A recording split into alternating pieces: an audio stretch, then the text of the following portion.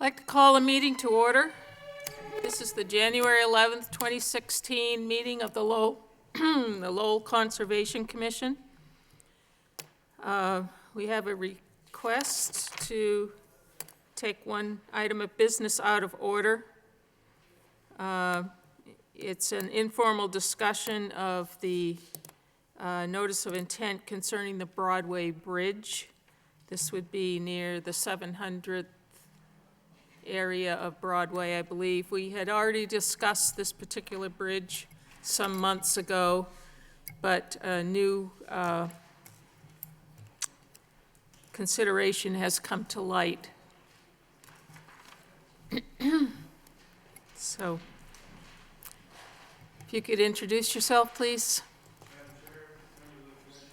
For the record, my name is Jody Trumfio, Project Manager for TEC, accompanied this evening by Mr. Eric Jones with S&R Corporation, the contractor that was awarded the contract to reconstruct the Broadway Street Bridge. At the time that we presented the project to you to seek approval from you several months ago, there was a slight change in plan. The original proposal was to construct a temporary utility bridge to the north side of the crossing, where the supports were adjacent to the bank. Since that time, once the contractor was awarded the job, there was a public informational meeting with the neighbors to make them aware of the upcoming project, etc. And there was a strong desire to convert the utility bridge also to serve as a pedestrian bridge and an ADA compliant pedestrian bridge. So the crossing itself would require additional work to connect into the adjacent sidewalk infrastructure on either side of the crossing. So as a result of that, the proposed alignment and work would require the removal of a few trees on the upland side of the canal walls. So as it stands right now, the contractor is looking to mobilize in the short term pending approval. As noted in the order of conditions, we acknowledge that any changes to the plan need to be prepared before the commission. I believe Mr. Jones had reached out to the commission, or at least to the agent, to notify them of the intended work, and hence the reason why we're here this evening. So if there's anything else, Eric, that you wanted to add. But essentially the change is as a result of a desire to convert the temporary utility bridge that was previously presented on the plans to also serve as a pedestrian bridge. Temporarily for construction. Thank you. All right, so the permanent pedestrian bridges will still be located on the sides of the auto lanes? That's correct. That's correct. It's just when the bridge is demolished, you may recall that this is requiring a complete road closure and a demolition requiring a vehicular detour. It didn't serve a very realistic purpose to have pedestrians detour that similar route, so there was a strong desire to incorporate a temporary pedestrian bridge to the project after the contract was awarded. Are these trees on public land or private land? It is on private land. On the northeast quadrant, that property is proprietors of Locks and Canal land. So it is land owned by the canal owners. And what kind of trees are they? Do you know? To my knowledge, several of the trees are volunteers that have just grown up through the years. There's a few other trees that look to be, for lack of a better word, dead, that are proposed to be removed. But I don't have the actual identification of what species they are. So it sounds like these trees are perhaps not too good for the canal wall in any case, if they're growing right next to the wall. Yeah, exactly. And you know, we also reached out to Steve Stoll with the Lowell Historic Board for his opinion on the aesthetic of it, if there was a need to have those trees present in the long term, and he said because they were volunteer growth, it didn't make sense that they needed to be preserved or replicated or anything to that like, so. Was there any, I don't have the plan right here, was there any indication that you were going to landscape and perhaps replace some trees along that area? The plans that were presented before you, there wasn't any work there because all of the work was going to happen closer to the canal wall. Now that this is the utility bridge itself was always envisioned to be a contractor-designed element, and that's why I've brought the contractor here. So we're waiting to review that submission from the contractor, but you know, if the work does require modification to the approach grade, et cetera, I'm sure there's going to be some reestablishment of the landscape there. Mm-hmm. Okay, thank you. Does anyone on the commission have any questions? Just trying to refresh my memory. If I recall, the whole purpose of doing the temporary bridge and the moving the utilities ahead of time was to minimize the amount of disruption Yes. during the construction. Yes. And as you said, the whole purpose of having this further modification was in response to public comment that you had. Correct. Okay. Correct. But the overall permanent structure, nothing's changed. It's just the fact Oh, no. that some trees have to be taken Yeah, out. yeah, so essentially to tie, once you're on the bridge, I think the proposal is to actually relocate or propose the location of the temporary bridge further north towards the gatehouse. So to come back and tie into the sidewalk right at Madonna Circle, it's requiring a lot of rework there in the grading and whatnot. And Okay. Maybe this is a question for our agent, but procedurally, is there anything that needs to be done? Can we just, you know, acknowledge the modification, and then obviously when the work's done, they'll have to submit a revised, well, the as-built plans will have to, well, actually, now that I think about it, that it's not a permanent structure, so I'm not even sure what the revised documentation would be for the permanent record. Probably the record of this meeting will be the minutes that will indicate that we, but we could make a motion to approve the removal of the trees as necessary. Let's see if there's anyone that wants to give some comments on this proposal. Is there anyone in the public that would like to comment on the tree removal? Okay, so I think probably a motion would make it official. I'll offer a motion to approve the slight modification to the project with the addition of a temporary pedestrian walkway during construction at the request of the applicant. Is there a second on that? I'll second. Any discussion? No All those in favor? Aye. Aye. Aye. Thank you. thank you very much.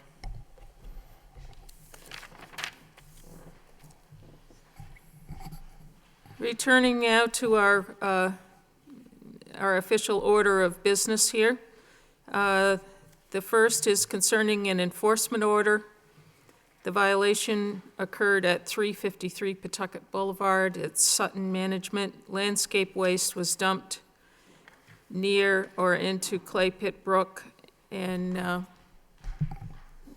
believe we have some remediation that we're going to hear about. Could you introduce yourself, please? I'm Carrie Ann Gilroy. I work for Sutton Management. I'm the property manager for Camelot Court, too. Mm-hmm. The landscaper went back and cleared the area that needed to be, cleared the area from the river.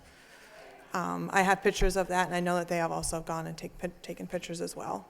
Yeah, I was out there today, and even with the snow, I could see that it had been cleared out pretty well. Mm-hmm. What isn't up yet, and I know it's because the weather conditions, is the signs that That's we correct. spoke of. Mm-hmm.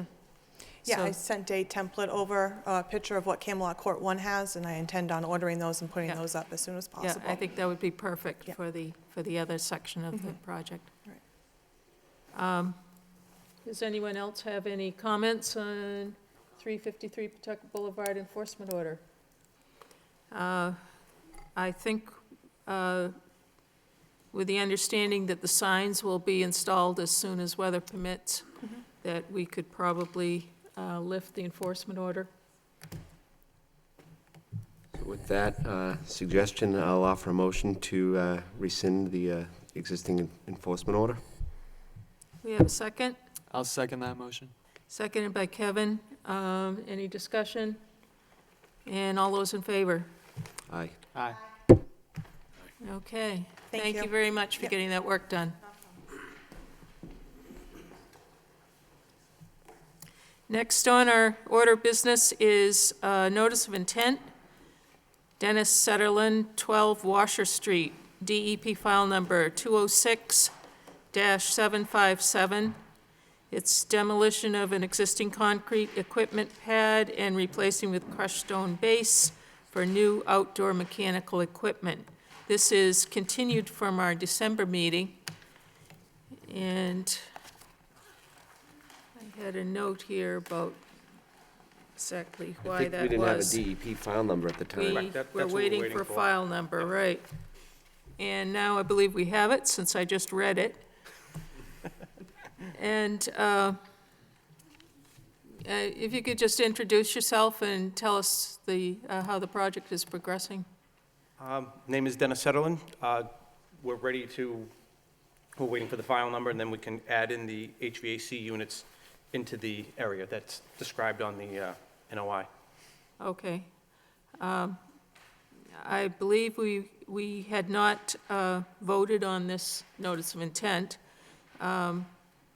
It appears that the impervious materials are going to be reduced, that the project is actually outside the wetland. The wetland is off the site. And I did wonder if you had a signed notice of intent. The copy that I had was not signed. You do, okay, that's fine, as long as you know that. Does anyone have any, we do have comments from DPD.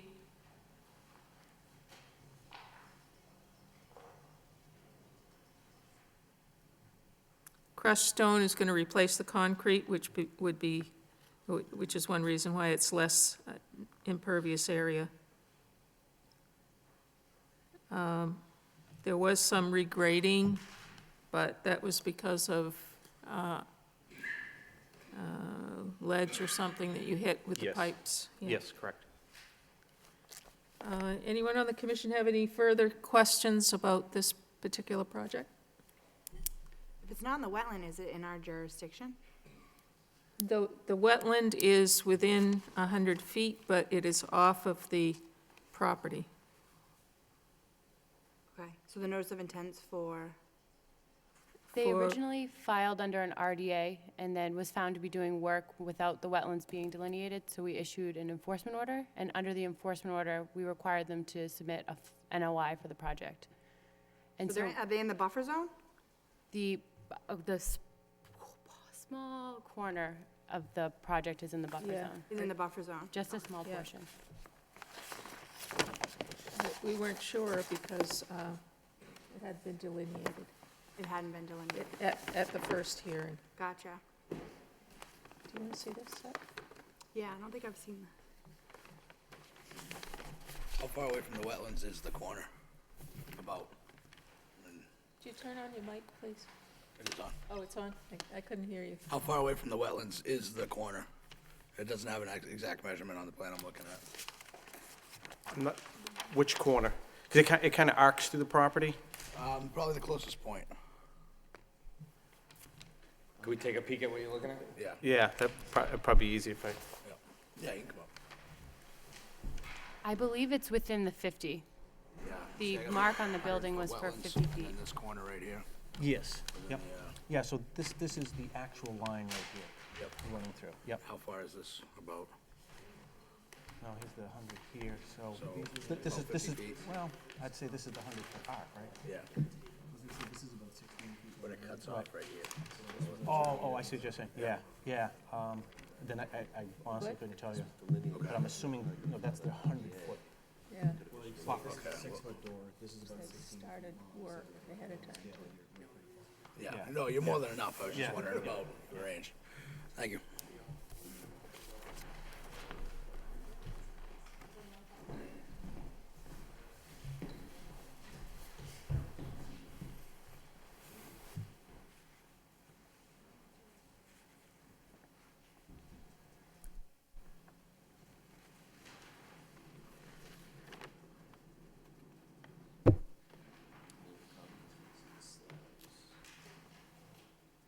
So you just want to remove the slabs and that's it?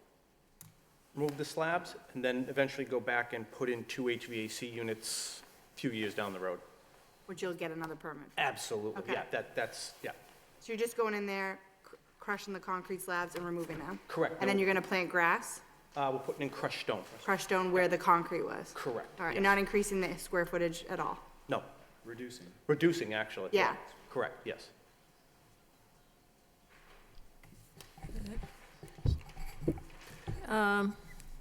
This is a public hearing. Is there anyone from the public that would like to speak concerning this project? This is 12 Washer Street.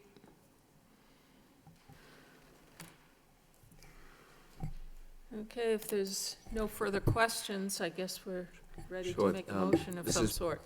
I'll just comment first. This is one of those situations where I think, in hindsight, if the wetland had been delineated ahead of time, you probably could have filed a request for determination of applicability, and we probably would have found it to be a -3 determination, which means you wouldn't have had to go through the notice of intent process. So, lesson learned. Yeah, absolutely. Yeah, yeah, I think next, I would Yeah. recommend doing an RDA. We just didn't know where the wetlands are, so that's why, yeah. And we didn't know, we actually, it's on the drawings, and it is Right. correct, and the guy who did the drawing was actually a wetland scientist. So when we first came here, we didn't even have the answer, so then now we're Right. third meeting out, so. Yeah. Yeah, So Yeah, with, the RDA is a lot cheaper and easier, so Yeah. for next time, when you guys do the HVAC units, you might get away with an RDA. okay. Yeah. Good, thank you. that's something to keep in Yeah. mind. So with that being stated, I'm going to offer a motion to approve the project and issue a standard City of Lowell order of conditions. I'll second. Okay, motion made and seconded for a standard order of conditions. Any discussion? All those in favor? Aye. Motion passes, and Thank you. that finishes our business with you. Thank you.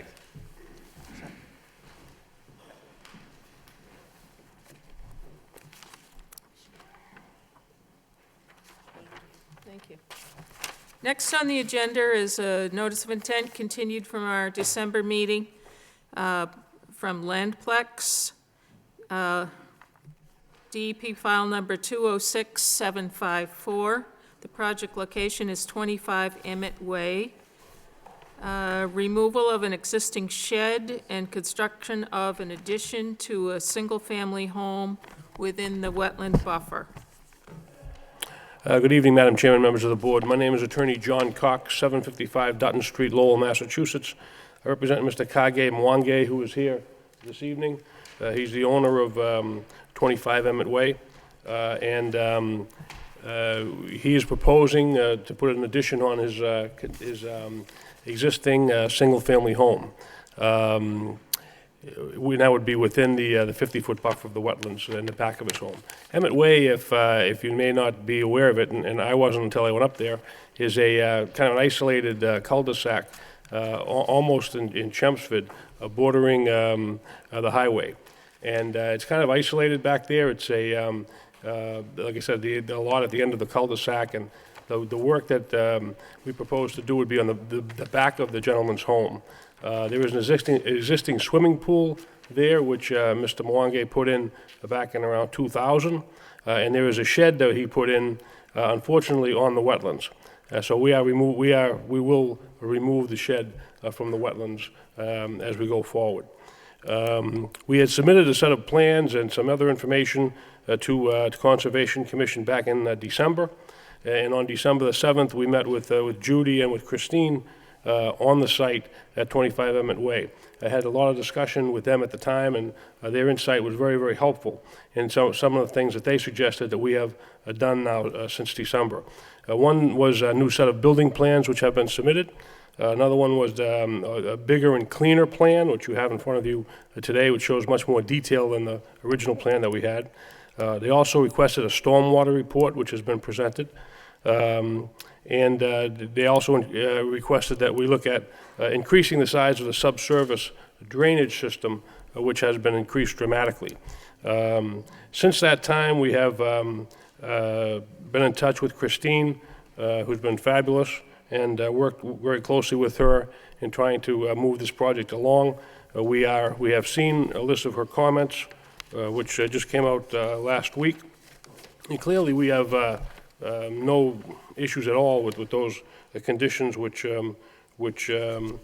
Christine has suggested. So with me tonight is Matt Hammer from Landplex, who actually did all the plans, and Matt can certainly answer any questions that you may have pertaining to those issues. And also with us is GM Roth, who is the proposed builder of the addition, which if you needed any, I don't think you would, but if you needed any questions about the actual building process, he is here. It's a beautiful home. It's 15 years old. Mr. Mwangi has 2 young children and a growing family, and would like to expand his home in that area. I think there are neighbors here who also speak in favor of the project, as I understand it. And certainly, if you have any questions, we're certainly looking forward to answering them. So, thank you. Okay, thank you, Mr. Cox.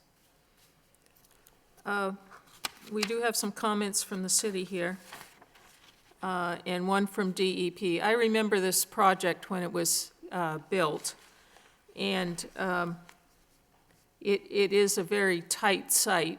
It was at the time, and I could say that we've become a little stricter since that time as far as our wetland setbacks go. We almost always insist on 50 feet. But the original house doesn't even meet that standard. And I wasn't sure when it was built, but you said 15 years ago, and Yeah, and 2000. it's at least that, yeah. So the site is very well defined. The riprap was a part of the original plan, and there is water at the base of that particular swale at the present time. There is a row of trees at the top of the riprap, which I think pretty well defines the wetland area, even though the wetland doesn't begin for several feet beyond that. Right. And the land rises up, as you can see, so it certainly doesn't look like it's in danger of flooding should the wetland increase in size. I didn't feel that it was an inappropriate request, considering that this is an old subdivision and can't really meet the present requirements that we insist on for our newer subdivisions today. I am glad the shed is slated to be removed, because that was really borderline, if not directly in the wetland. I do have a little bit of if you could, walk me through the infiltration system and the roof drain system. I think Matt would be much better off to do that than me. Good evening. For the record, my name's Matt Hammer with Landplex, located here. So I have a color drawing here. Is there any way you could use one of these mics, please? I have colored drawings I could hand out to colored site plans if it's easier for everyone, but I have one here for the presentation. So the wetlands were delineated by Norse Environmental. That wetland line is located here, and shown here in green is the actual wetland edge. There's an existing pool, existing house, an existing deck, driveway, walkway that comes around, which is shown here and comes back to a slab with a walkout in the back of the building itself. The addition is shown here in green here, and it is actually within that walkway that goes around the house. So one of the things that we were considering was the addition within a previously disturbed area, and it actually is within that walkway. We have a subsurface drainage system located here. We had a smaller one designed just for the addition itself. When we went to the site walk, it was suggested by Judy Timon and Christine that we increase the size of it and include the entire existing house. So what we've done is modeled a subsurface infiltration system here. It's a collection of storm tech chambers. There's going to be 3 rows okay? And we're gonna pick up the roof runoff from the front. We're gonna bring the roof runoff from the front of the house along here, and then off this rear, there's a valley from the existing house and where this addition picks up, and we'll be bringing a roof drain from that point over to the subsurface drainage. I did notice that there was a comment from Lisa DeMayo, the city engineer, about the groundwater offset needing to be 2 feet, and we understand that that is a recommendation in the stormwater management. But we were considering that because this water is clean, and we're not necessarily trying to get additional filtration as a best management practice, that a 1-foot separation would be suitable for this particular case, because we are talking about clean water from the roof itself. There's also a straw wattle line, better defined than the original plan that's located here, and then the associated grading in order to be graded above the infiltration system itself. We've also put in an inspection port on that so it can be checked at any time. And then that inspection port is included in the operation and maintenance plan that we've included in the stormwater management report for just regular routine maintenance of that system to keep an eye on it. Where the roof drains come out from the house, we've incorporated this system here where if the system was ever to fail, there would be an emergency overflow device here that would go to a splash block there. So if they see water coming out of there, that's going to be a big indicator that there's something wrong with the system or needs to be maintained. And the system has been designed all the way up to the 100-year storm event, and all those calculations are included in the stormwater report that we submitted. Okay, could you, is there floodplain on this site as well? There is not. No? There is no floodplain on the site. There actually is on the other side of the highway, but not on the site. You have quite a change in grade on one corner there. Right in here. That's going to require bringing in fill, I presume? Yeah, it's actually 2 to 3 feet in this one small area in here, and we're imagining that when we excavate for the infiltration system and for the frost walls for the addition, that we'll have fill to take care of that within the project itself. We'll probably be taking material out. And where is that fill going to be stockpiled if you? Well, the stockpiling area is going to be around, what'll happen is they'll excavate this area in here. It's going to be completely surrounded by this wattle.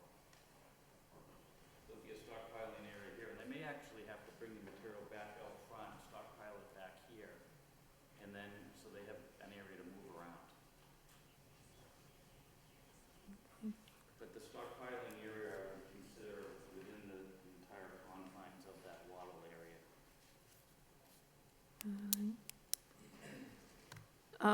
Now, you had there was a dry well on the property, or there is at the present time? No, we have proposed one. Oh, you proposed, and this is taking the place of that proposal?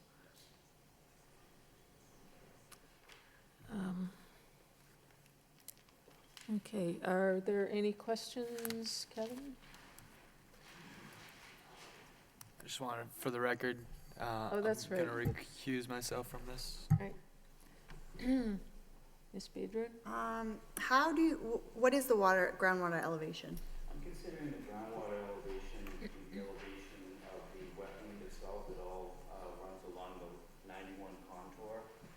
And I suggested that we do a confirmatory test pit when the equipment's at the site Okay. to determine if that is the case.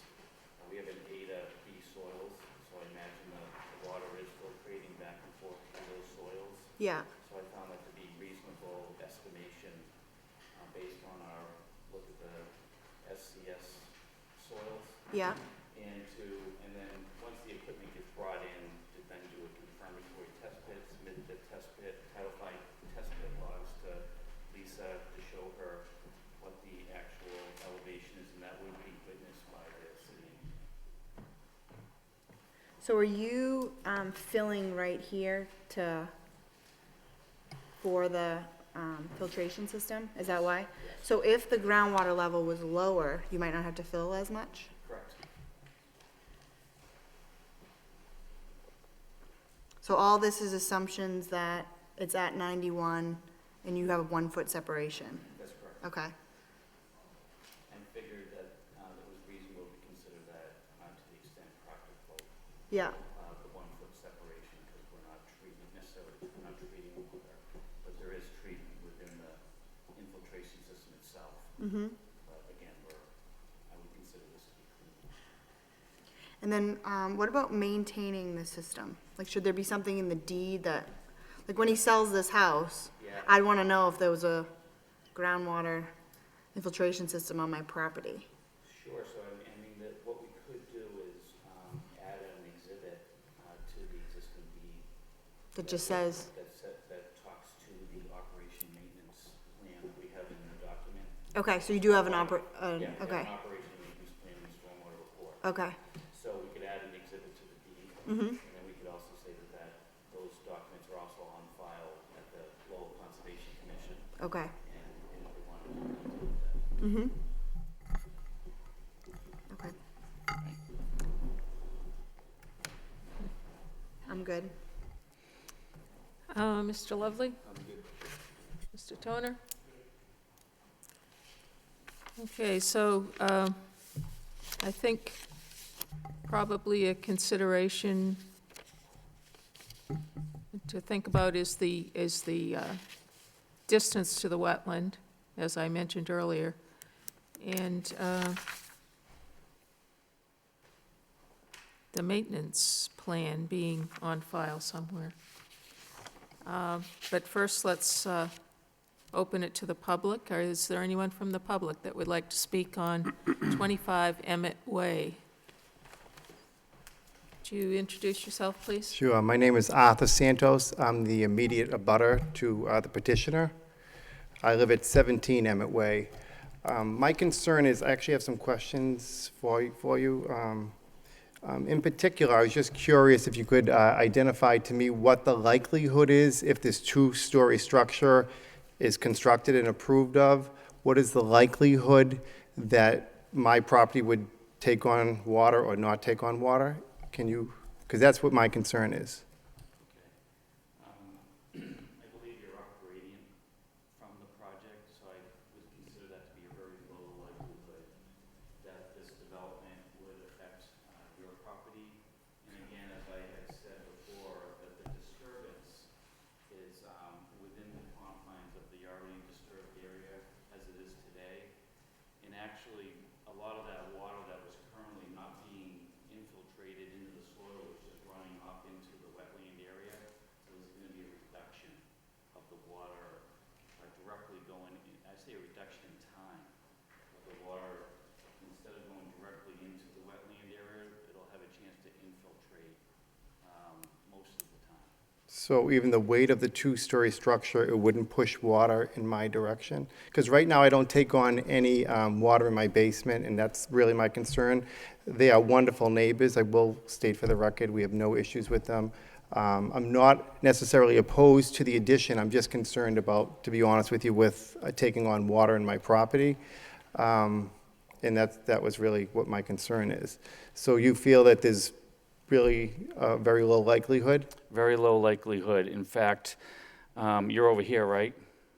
Yeah, to the immediate right Mr. of the Santos, property. right. So instead of that roof runoff now coming off and potentially going over the land and potentially going onto your property, it's going to be directly piped to a subsurface infiltration system, so there's a less likelihood that your property would be affected by surface runoff from their roof itself.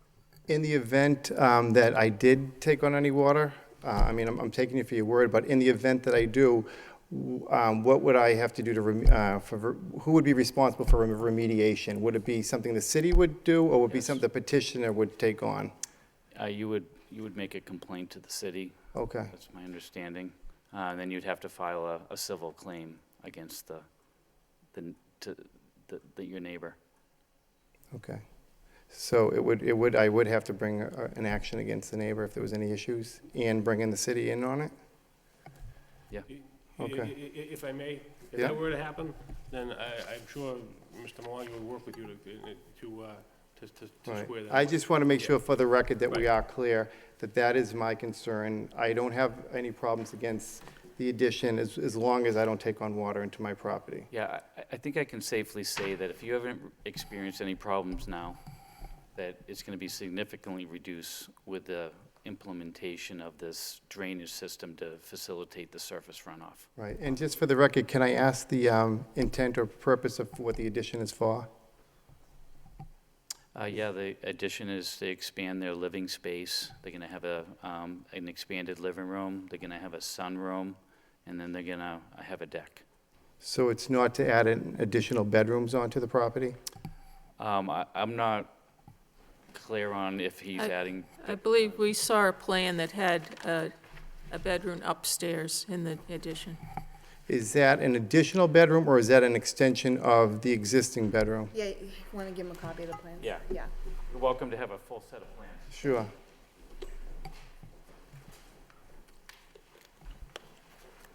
So can somebody just clarify that for me? Is it an additional bedroom?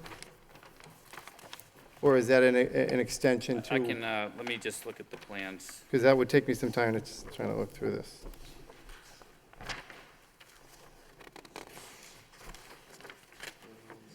I have a relocated master bedroom. So I'm not sure if it's an additional bedroom, but there'll be a master bedroom on top of the family room that's created from the Is it going to addition. be an additional bedroom or an extension of the existing bedroom? The existing bedroom, so it's not an additional one? Okay. All right, just for the record, I just wanted to make that clear. Thank you. Okay. That's all. Could I just ask, you don't have any wetlands on your property, do you? Okay. I have a drainage easement in the back of Yeah, my it property. it looked like that it Goes veered away. off and missed your property, from what Yeah. I could see. Yeah, there's no wetlands on his property. Yeah. So, yeah, what they're doing now is the addition that they're building, Right. all that rain that hits the roof will be going to this storm. But also, the existing property, they're tying in all the gutters to this. So it's Okay. actually better than what it is Than it now. was? Yeah. So is the property moving closer to mine, or is it going to be equal with the existing home? Okay, because I know that there's a walkway that runs along the side of it, Yes, that's correct. so Yep. it's not coming onto that, No, it is out not. there towards my property? Okay, so it's just moving completely back? It's just, yeah. From where the deck directly in is now, line they're with going to the- take off the deck and add it completely to the back, and a sunroom on the opposite side? That's correct. Okay. Yep, thank you. Thank you all for your time, Thank you. appreciate it. Thank you. Anyone else like to speak on this project? Okay, good, thank you.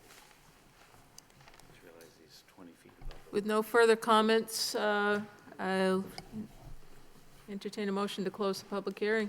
I'll offer a motion to close the public hearing. Seconded? Yeah, well, Motion made and seconded. All those in favor say aye. Aye. Thank you. And now with that, I'll offer a motion to approve this project with a standard City of Lowell order of conditions, plus the addition of a special condition to add an exhibit to the deed to show to what Caitlin was saying about the O&M of the infiltration gallery. Okay, motion made for a standard order with a special condition of adding an exhibit to the existing deed and having documents of the infiltration system on file with the Conservation Commission. And can I add to, yeah, I guess to work with the City of Lowell engineer, we'd want to know if you were doing more fill, but if you do less, then we're good with less fill. Yeah.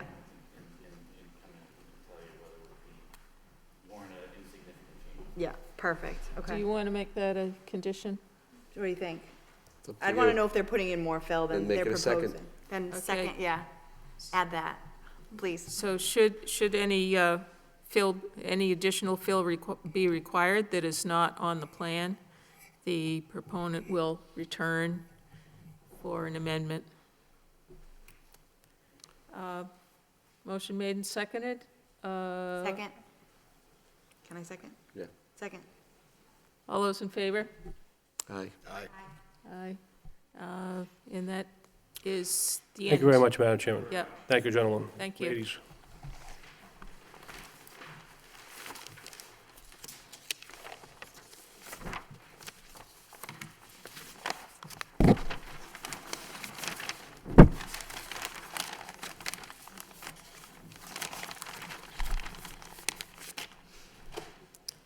Next on our agenda is a request for determination of applicability by the Greater Lowell Engineering Associates for a project at 1861 and 1867 Middlesex Street. It's a proposal to resurface an existing parking lot by reclaiming the driveway and parking areas, and it's partially located within the 100-foot buffer zone of a wetland area. Good evening. David Biotti, Greater Lowell Engineering, on behalf of Heritage Properties.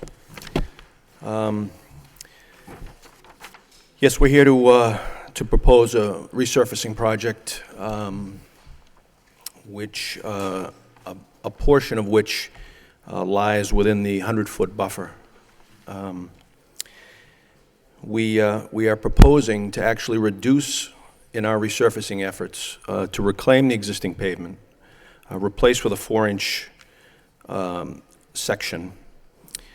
We're proposing to reduce the actual footprint of the existing parking area. And for stormwater measures and stormwater quality measures, we're proposing to add mulch beds, which will intercept the rooftop runoff, as well as stone infiltration trenches, which will intercept any water that is conveyed across the parking area prior to it entering a wetland to the north and west of the property. Okay. Did you have these wetlands delineated, or are you going by the surface water that you saw out there as far as this wetland line? We're actually, those were delineated and were taken from a previous plan that was done within the last probably 6 or 7 years. Okay. We didn't personally have them recertified. Was that a plan by this particular property owner or by the adjacent property? The adjacent property owner. Yeah, I think it was, if it's the one to the rear, perhaps?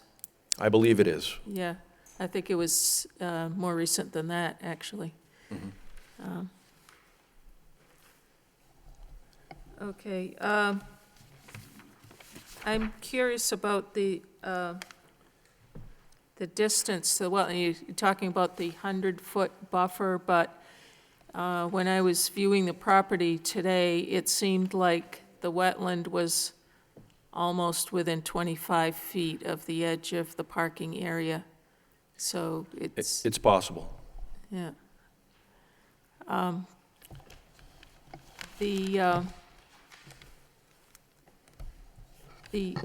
These open stone trenches,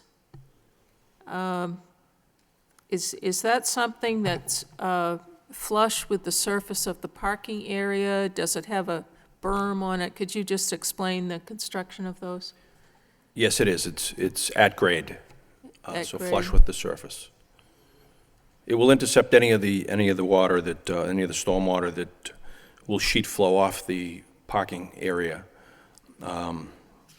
It will filter it somewhat before it ultimately conveys it over the top or through the system, through a riprap outfall and into the wetland. So this is about a 2-foot deep structure, from what I can tell. This is very tiny. There's a detail on the plan that shows a 2-by-2 section. Now, what is, to prevent that from being disturbed by snow plowing and that sort of activity? Probably only flagging with some landscaped stakes from the actual property owner. So really nothing.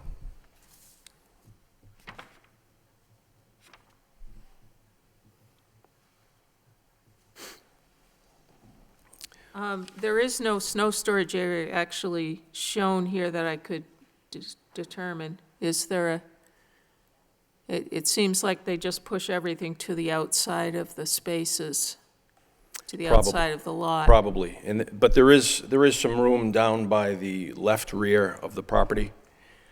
I'm not really sure about that, Ms. Farnham. This is a pre-existing, non-conforming situation. We're just trying to make it a little bit better.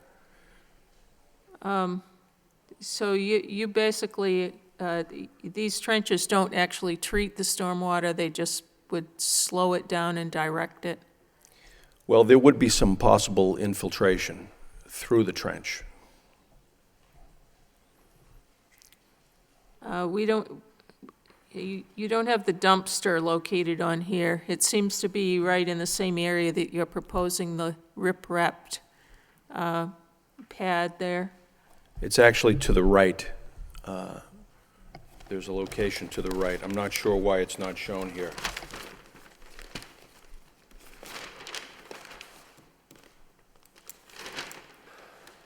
It's shown on the first sheet, existing condition sheet. I only have 2 sheets, nothing existing.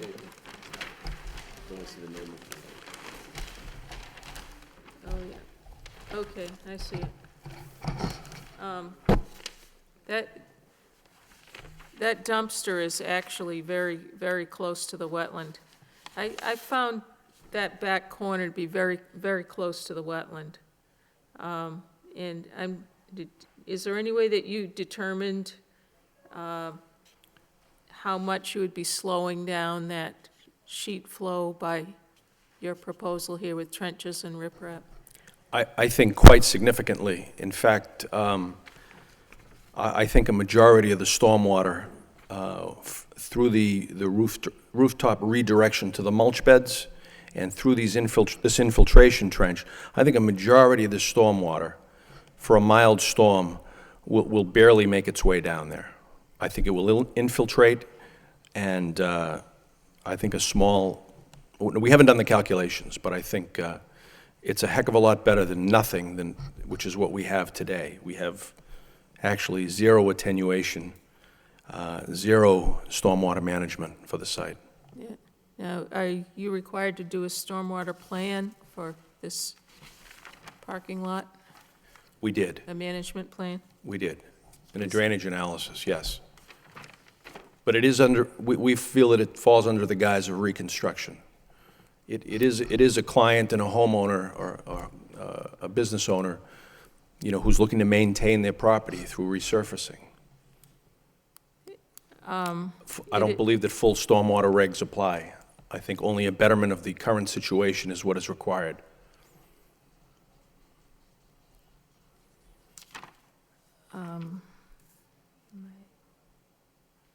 Could you explain the mulch beds, please? The maintenance of them, how they work? I'm not certain about the mulch beds. This was the client's desire to help to beautify the... I thought that was part of your plan to capture rainwater. And well, I was going to say, and it's also part of the plan to capture some of the rooftop runoff before sending it to the parking area, which currently sends it directly into the wetland right now, right off the parking area. What is the construction of those? Are we just talking about a layer of mulch on the ground, or are you talking about something that goes down? Full depth mulch bed. And how deep is that? I'm really not certain. But we're trying to replace the pavement, the existing pavement. We're trying to, minimize and reduce the footprint of the existing pavement by adding these mulch beds in place of them. Is there any way to have roof drains instead of that situation?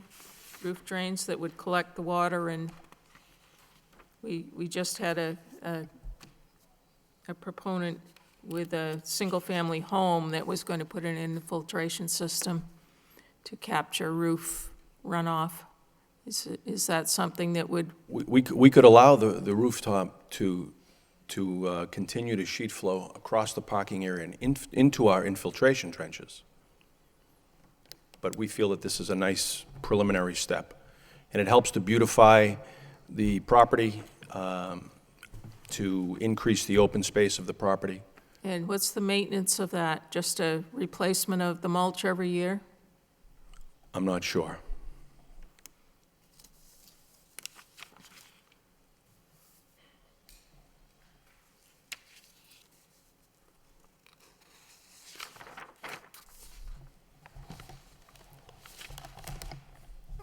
Okay, I'm going to let someone else ask some questions here while I look these over. So just to be clear, this is a repaving of an existing parking lot, no change in the size of the footprint or the dimensions of the pavement? We're actually reducing the size of the pavement by about 1,800 square feet. Okay.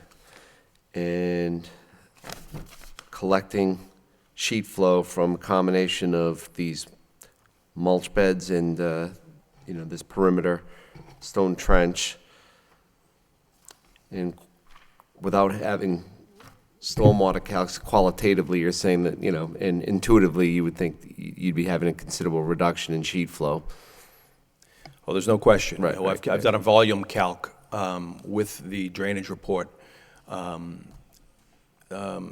calculating an approximation of what a mulch bed might entertain for stormwater.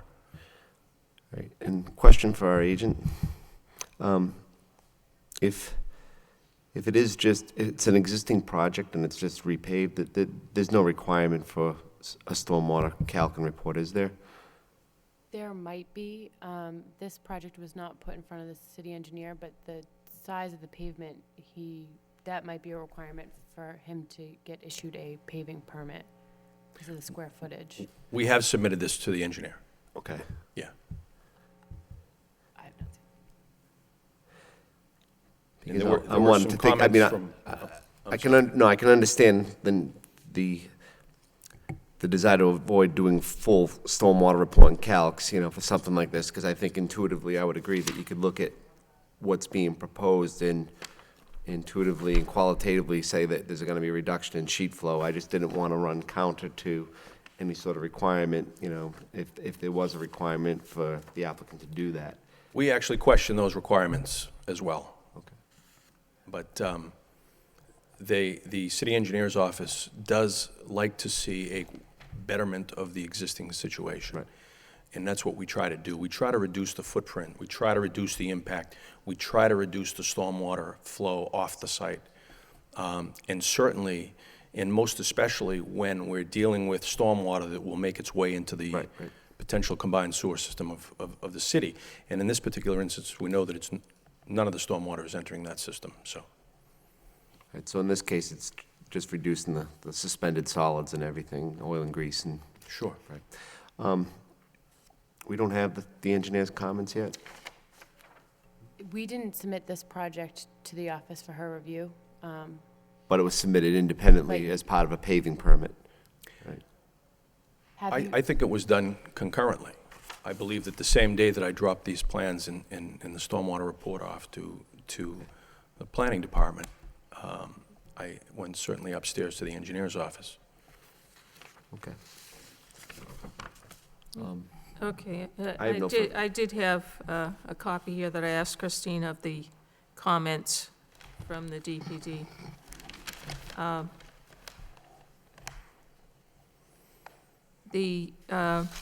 You have a cross-section here of the pavement. Is that the existing condition or your proposed condition? That's the proposed construction of the new pavement section. So you're going to be taking off the top layer and reclaiming it, Yes. and the final elevation will be the same as it is presently. Exactly. Okay. As far as the riprap in the corner, in the northwest corner, do we have a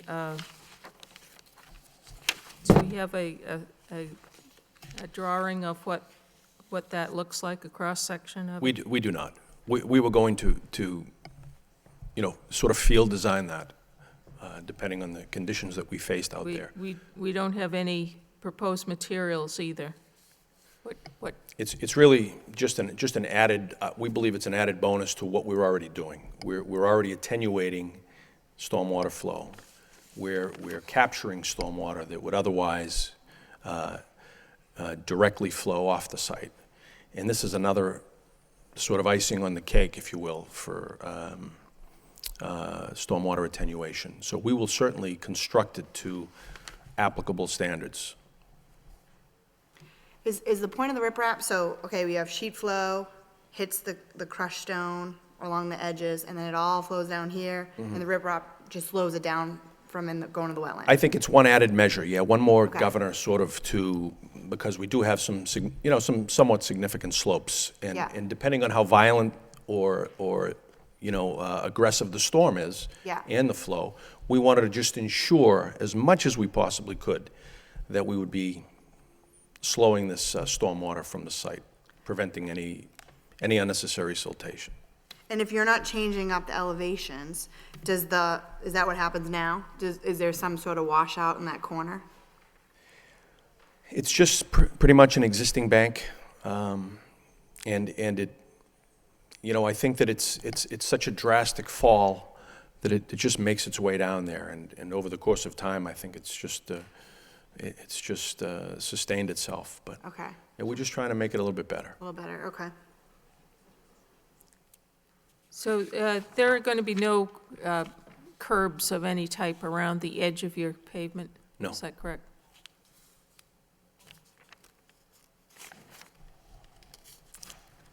Any further questions? So can I just say two things? I think, can we just add silt fence and hay bales? I know you have the straw wattle, but I don't think there's a line that shows where it's gonna be. Can we just add a Sure. line? If we could show where the dumpsters are gonna be, preferably away from the wetland.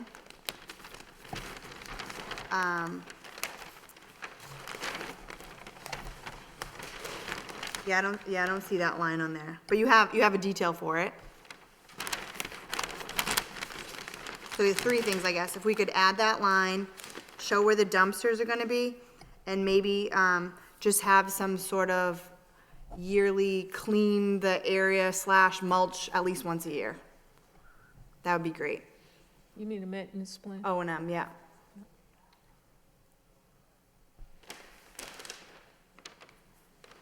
Could we also have a final drawing submitted of the riprap once you decide Can I send you a detail that's on going that? to look like, a detail of it? Sure.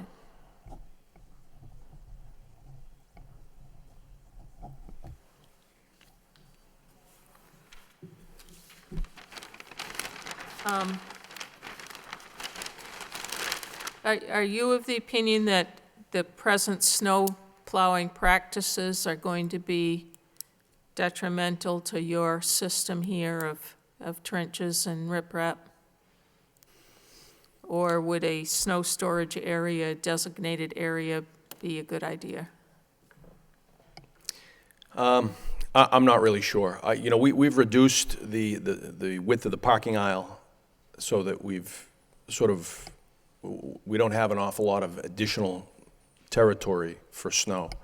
But I mean, depending on the winter that we're going to have, certainly a snow storage area would be ideal.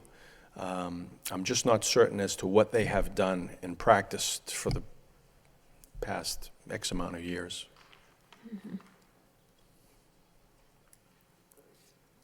It would appear that the dumpsters probably are not in a very good location as far as the wetland is concerned, if there's any, they're not on a pad Is there a proposal to make a more formal dumpster pad for those? We're looking, there's really no good place for these dumpsters, to be honest with you, in this lot. Because the other lots are entrances, all the other corners, so. The dumpsters sit on the existing pavement now, not a specific, Pad. concrete pad or anything, but they're certainly not sitting on pervious surface or, Yeah, they're on pavement. they are I want on them on a pavement. pad, because when they pick it up, if they put it down, the dumpster could dump in the wetland, Yeah. so. Well, they're at the corner that's closest to the wetland, that's the problem. But if you look, there's no other really place to put them.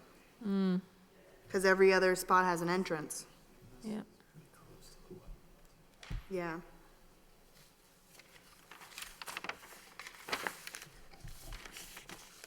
Okay, well, this is an RDA, and it would seem that this is applicable with the wetland being as close as it is, and it's already part of a notice of intent for a adjacent project that's under construction. This particular wetland was considered important enough for them to have to consider it in their notice of intent.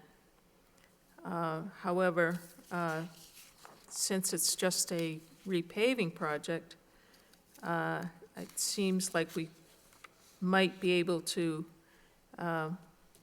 deal with all of these concerns as conditions to that particular document. So yeah, I'll make a motion to issue a -3 determination, with the conditions of, again, adding the silt fence and hay bale line, just letting us know where the dumpsters are gonna be, and then, if they could have some maintenance plan with yearly mulch, In a final drawing of the riprap. in a final drawing of the riprap. Okay. Okay, motion made. Is there a second? I'll second that motion. Okay, motion made and seconded for a -3 determination. Any discussion?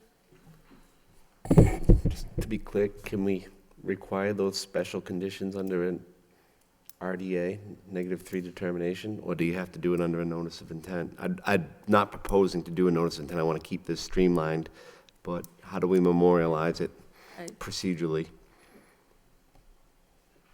Well, we have the record of the meeting, We have the meeting minutes.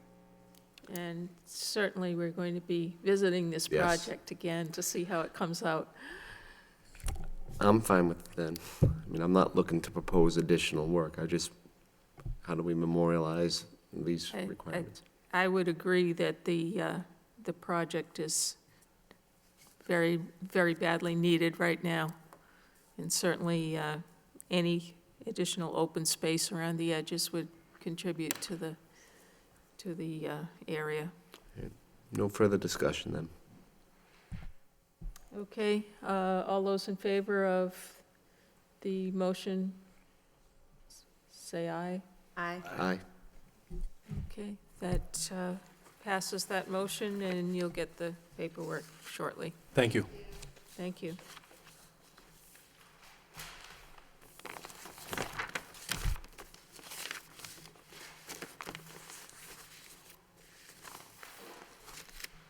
Okay, our next project, located on YMCA Drive. Oh, no, I'm so sorry.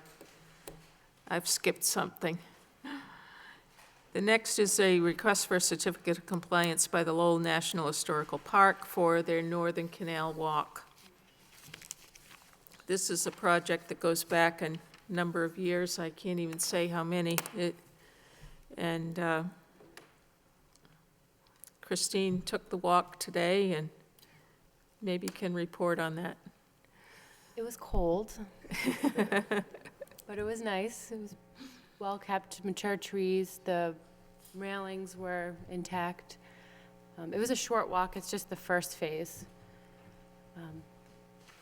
Okay, As far as I could examine from the as-built plans, everything looks the same. Charles Parrott from the National Park indicated that there was a slight difference. There's a corner, but that was extended more feet than was originally planned, but it's not, I wouldn't consider it a major change. Okay, something that kind of fell through the cracks, would you say it went back about 20 years, maybe? Yes. So they're asking for a certificate, and I know it's a very well-used walkway, so I'm assuming that it's passable. Would you like to say anything? Anybody like to say anything about this particular project?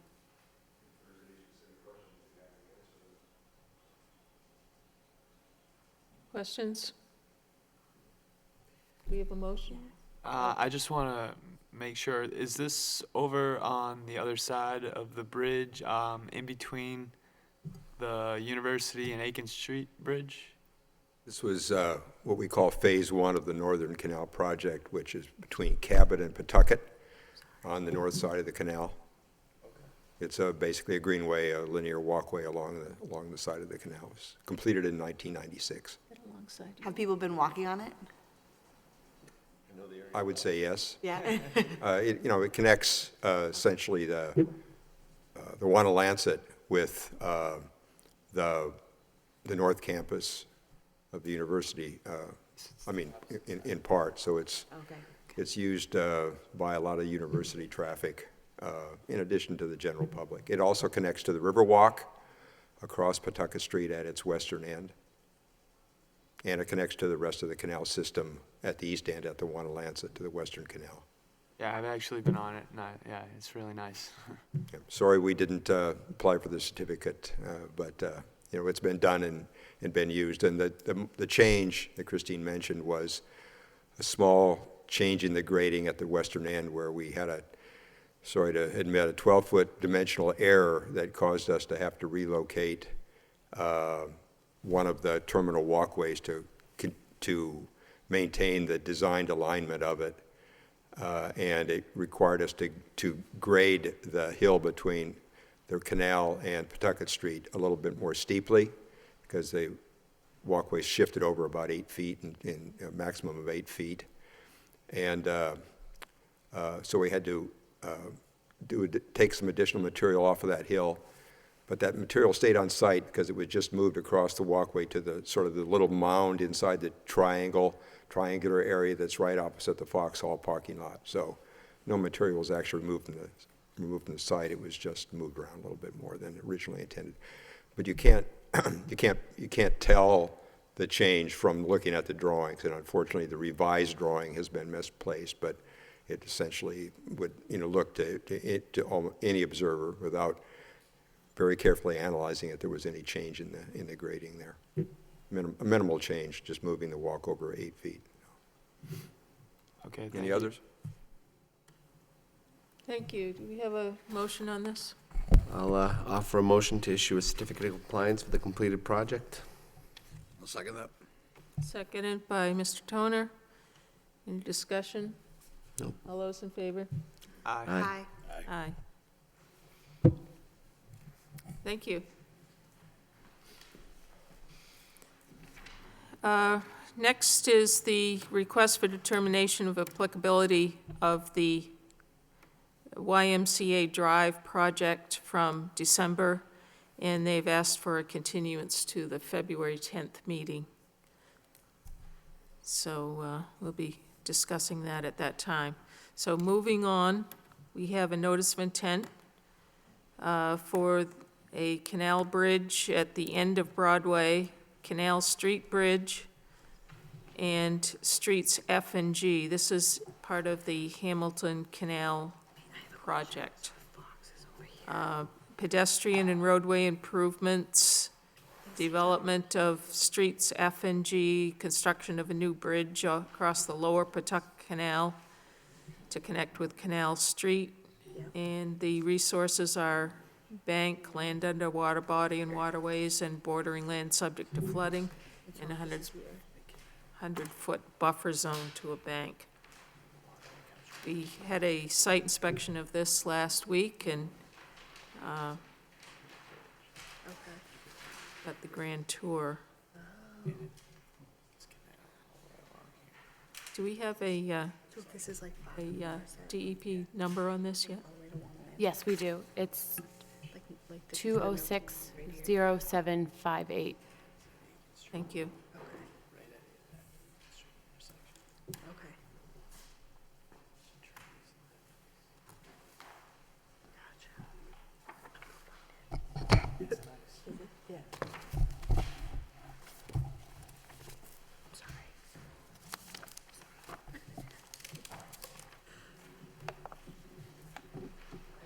Hello?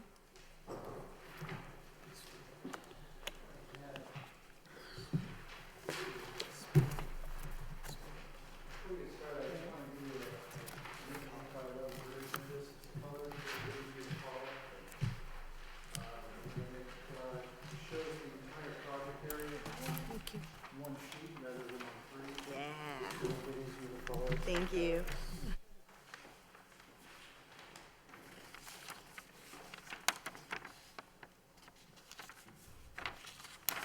Okay, for the record, my name is Gene Crouch. I'm a senior environmental scientist with Vanessa and Breslin.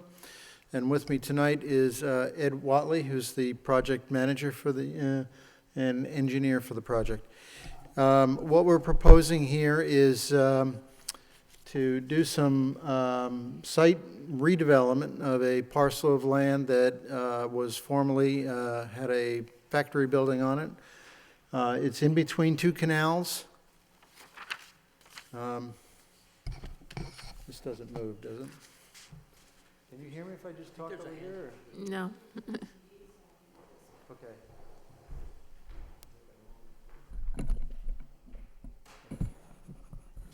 Sure. Okay. So the Merrimack Canal is in this area. The lower Pawtucket Canal is down here. This is our site in the, as I say, on the parcel of land that's in between the two. Also for orientation, this is Dutton Street. This is Broadway Street coming down.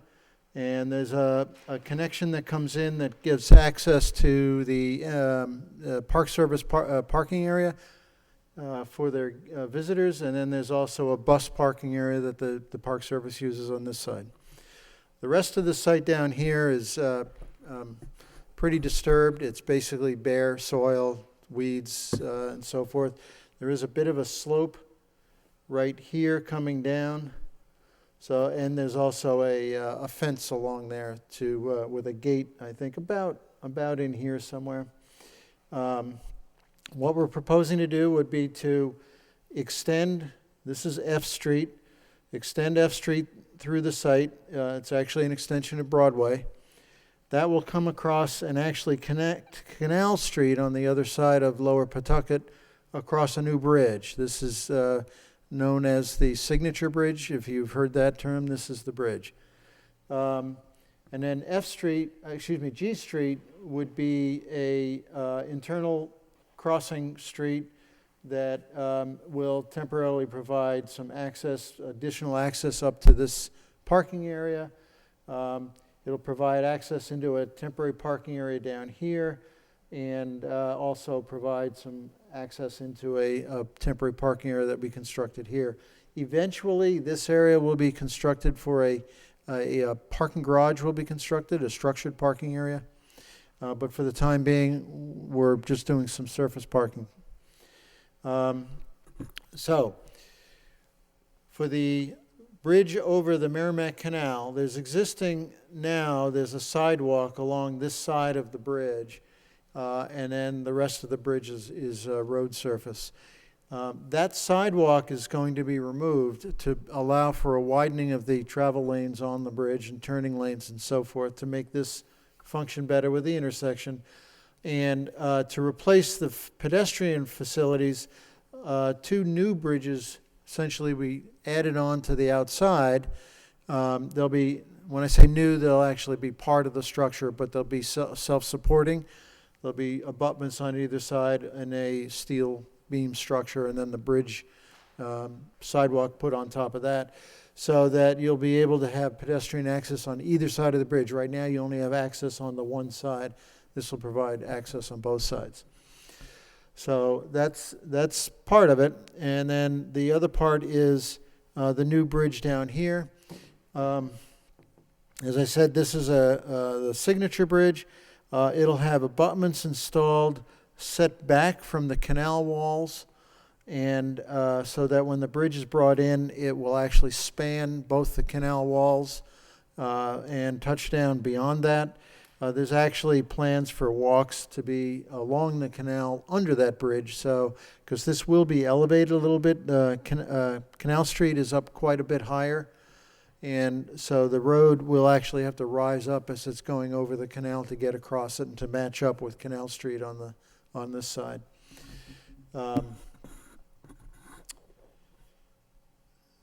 One of the other things that we have going on the site is there are two little indentations in the canal wall.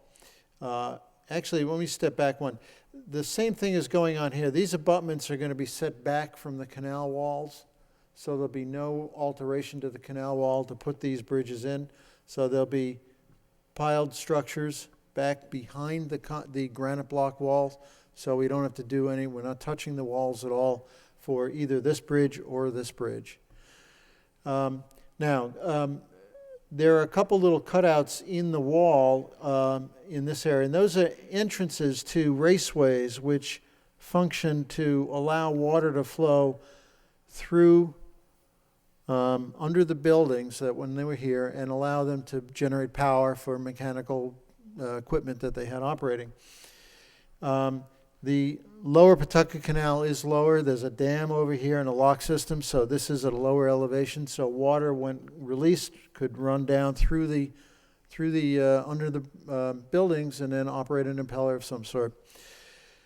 Those obviously are no longer needed. They're no longer operating, and we also don't want these voids to be underneath the property for any development that's going to be going on in the future.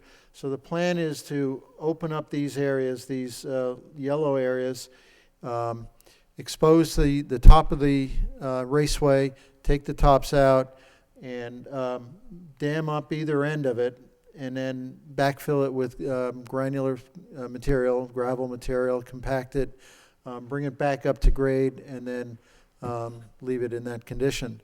The work limit is set back from the canal wall so that, again, we don't touch what the canal wall looks like in its historic condition as it is today. For stormwater management, there's not a lot we can do on the site. It's pretty tight and it's pretty restricted by the canals and so forth. We are putting in a new drainage system of new catch basins, deep sump catch basins with hoods, piping system and so forth. That will all be collected and will come to a storm scepter here for treatment. That storm scepter will be discharged to the remaining piece of the raceway inside, so you won't even see the outfall. We're not going through the canal walls at all, so all this work will be underground and inside. This section of the raceway will be retained, as over here, this section of the raceway will be retained. And so there's one storm scepter here, collects this system. Then there's another storm scepter over here, which collects this, and over here. There is actually shown on the plan, there was a third storm scepter which was eliminated. It didn't get taken off the plan. It shows it here, but in fact this will tie into this storm scepter, which will then drain over to here into this piece of the raceway that'll be left. There is a floodplain associated with the Merrimack Canal. That's what these green lines represent. We're really not doing anything in it. We're matching grades with the road on either side because we're not raising this road. So that means this has to match in with that and it has to match with that. So there's really no change to the floodplain elevation there. Over here, the FEMA maps show these are both zone A's, which means they don't have an elevation. But we did find that the condominium complex down here did a LOMAR in 2012, or a LOMA, which is a request to FEMA to establish a flood elevation. And they did, and we matched that grade for the floodplain in the lower Pawtucket Canal and found that the floodplain actually falls within the canal walls. It's basically right to the top of walls, but really doesn't extend out. If you look at the mapping, it shows it coming out as much as 75 feet over here, but in reality it doesn't. So we're not affecting any floodplain over here, because as I say, we're spanning over everything anyway. We're going to be matching into grade here, so we're not impacting anything there. We are widening out. We've identified overshadowing for land underwater, which would be within the canals for this a bit of canal of bridge, and then for this bridge here, and the same thing for the bank, but the bank, of course, is the vertical granite block walls. And then I did identify the underground edges of these raceways as bank, and then the interior surface as land underwater. These are underground. You can't even, if you go here, you don't even see an entrance because they're underwater. You don't see anything down here. At least I can't see anything.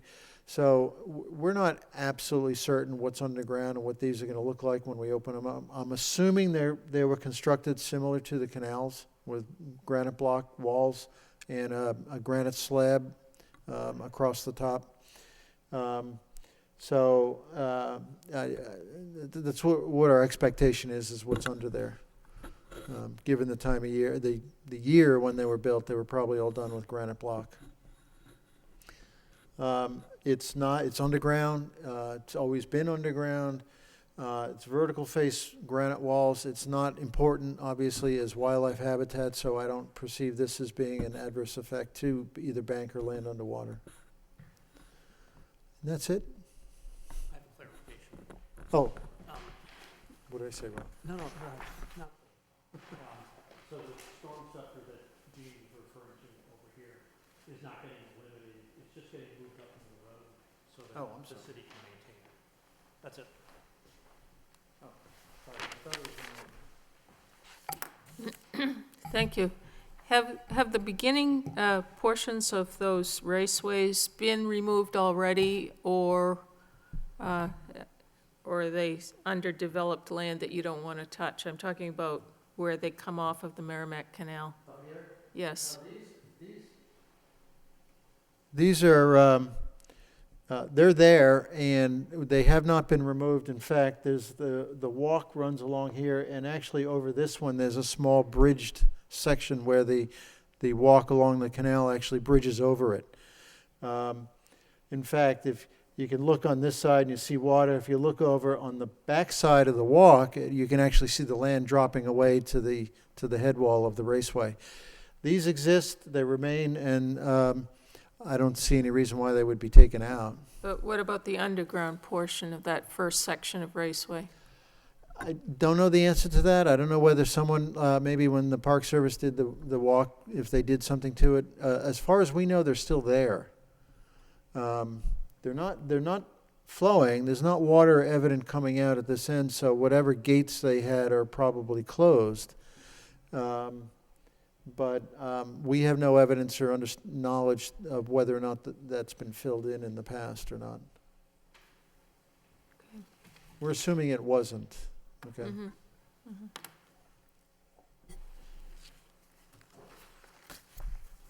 Okay. Questions? Are you only doing these areas because you plan in the future to have a building on top of them? Well, these are temporary parking areas to add parking in the area. Yeah. And eventually, there'll be a new parking garage in here, and I believe this will eventually be redeveloped as well. This is sort of an interim condition that'll help alleviate some of the parking issues in the area. Ultimately, it'll get rectified and redeveloped as part of the overall Canal District plan. Isn't that the future courthouse, potentially, the state courthouse, that area? No, actually, the courthouse is, A little further down? it's off Okay. of Jackson Street. It's like on the other side of this canal, and it's kind of over here. Yeah. I just have a question. I know that there's a lot of snow storage in the winter over in this area. Okay. Will this affect that at all? Where they will be putting it? Well, if this is used as a parking lot in the winter, then no, they wouldn't be putting it on the parking area. I guess it could be stored over here. We are cutting off our work right about here because this is the Park Service and that's their land. That's, we're not encroaching onto their property. This, I guess, could be used as a storage area and continue to be used as a storage area. This, I think, this is parking or a drive that goes out to some parking over here for a condominium. So what's the parking gonna be for? Like, who's gonna park there?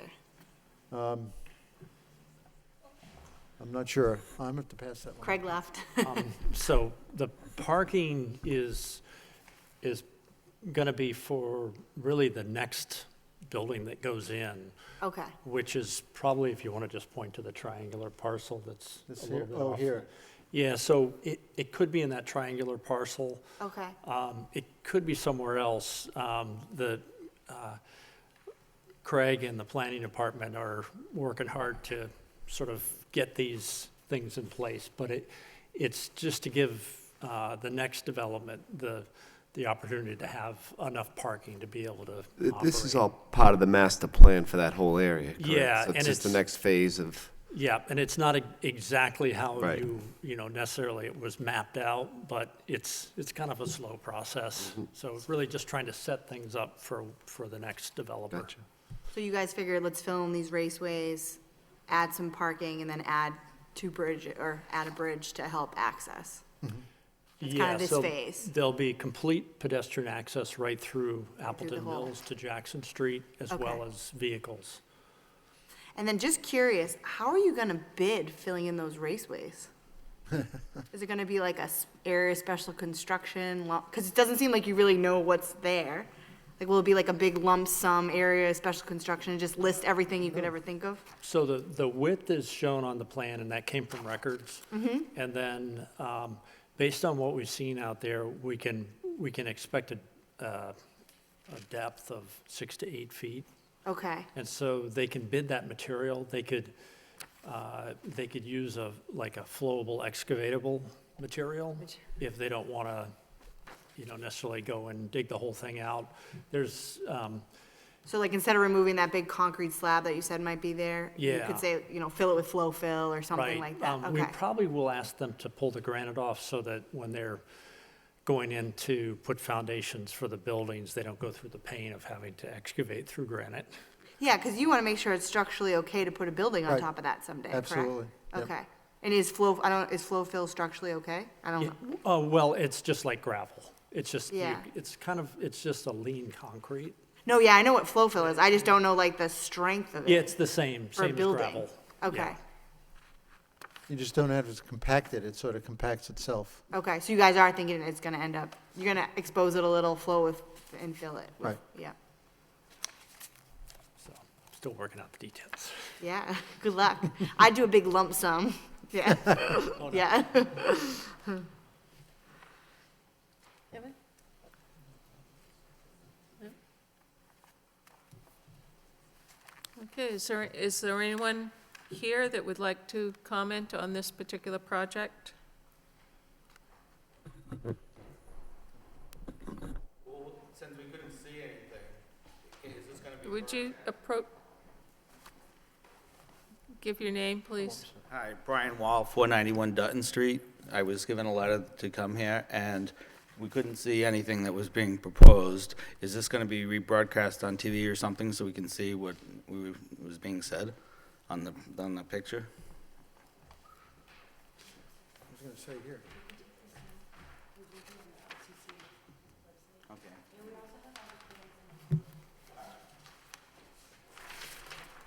Do you have any questions for the proponents here?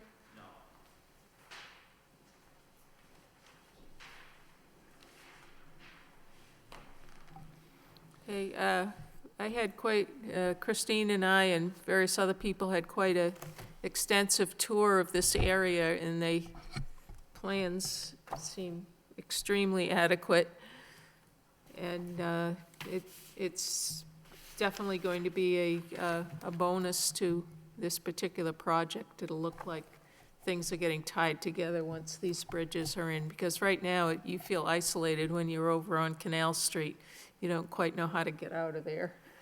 So this, I see this as a great cut-through in the city. I should Get just Mr. say, Lovely home sooner.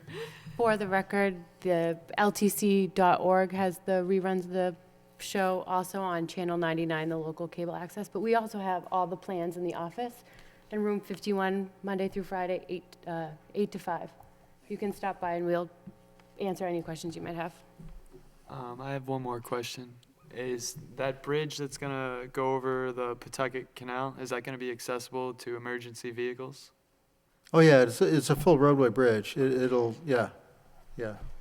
It'll be H25, whatever, you know, Okay. thank highway you. loading, yeah. So our fire department member Yep. approves. Oh, yeah, no, this is, Okay. it's, the preliminary design, it's a girder arch. Am I saying it right? Yeah. I'm not a structural guy, but it's gonna have, Gotta you look know, pretty. It looks like Yeah. a mini Tingsboro Bridge. Mini things around. Yeah, cool. Well, Even with the up Yeah. top? Oh, cool. Yeah. Yeah, the preliminary drawings that I saw, it looks kind of neat, actually. I also, just for the record, I have the notifications. Did you need that? There were quite a few abutters that came up. We have that as part of the NOI filing. It's in the packet that we got. The address. Oh, these are the receipts. So can I make a motion? Okay, Oh. if there are no more questions, we have a motion to close the public I'll hearing. make a motion to close the public hearing. Seconded by Second. Mr. Toner. All those in favor? Aye. Aye. And now, if we could have a motion for, in order? I'll make a motion to issue a standard of Lowell order of conditions. Motion made for standard order of conditions based on the plan submitted. I'll second it. Seconded by Mr. Lovely. Any discussion? All those in favor? Aye. Aye. Thank you very much. Thank you very much. Yeah, cool project.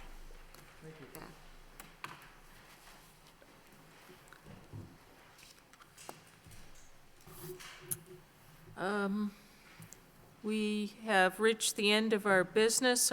Is there any additional new business? Motion to adjourn? Second. Motion to adjourn, made and seconded. All those in favor? Aye. Say aye. Aye. Thank you, Good and night. good night.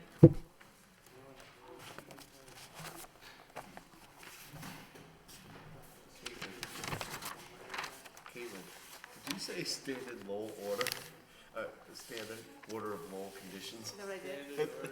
Did she? I didn't get that.